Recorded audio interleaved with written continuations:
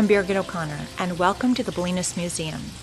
Today I'd like to show you how to frame watercolor paintings without glass.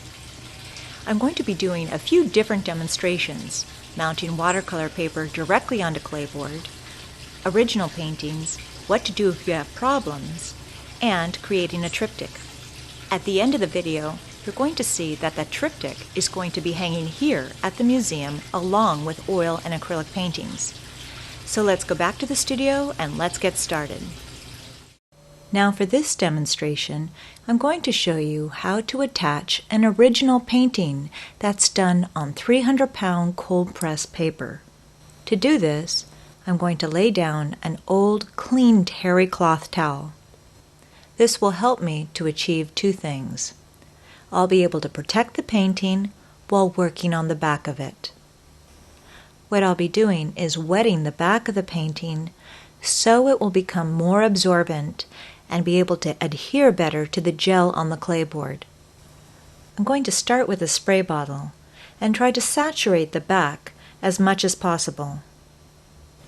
By using the towel, any water that runs off to the edge will be absorbed. And if by some chance some of the water does get underneath the painting, I'm really not going to worry about it, because those are the edges that are going to overhang the clayboard and they're going to be discarded. Another option for applying water is using a brush. You can get an inexpensive one at any paint store. This will hold water, but I still prefer the bamboo hake brush because it holds large amounts of water. I want to make sure that I saturate the back as much as I can, because this will help it become receptive when I apply it to the clayboard. I'm going to want to remove as much of this dried gel medium as possible. Once the gel is soft, I can take an old spatula or any straight edge and scrape it off. And if I wanted to, I could even sand it to make it more even.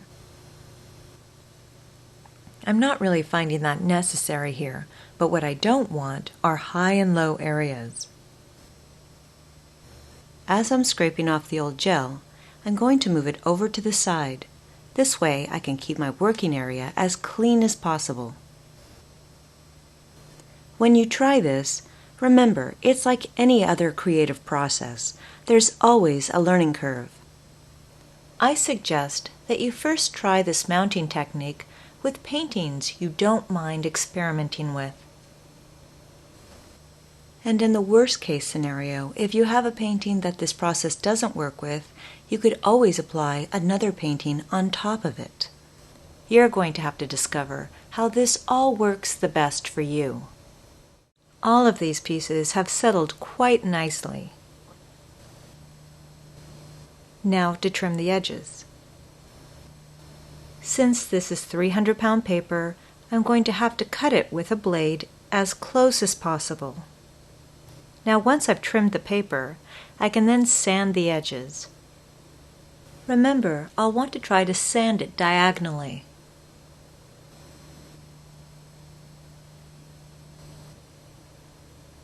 Once I've sanded all of them, you can see how clean they look.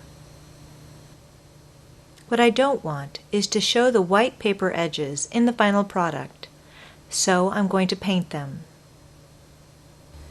I'm just going to use a combination of French ultramarine blue and burnt umber, so it becomes almost like a very dark gray. By painting the edges, you won't be able to see the separation between the paper and the clayboard. Side by side, you can see the difference.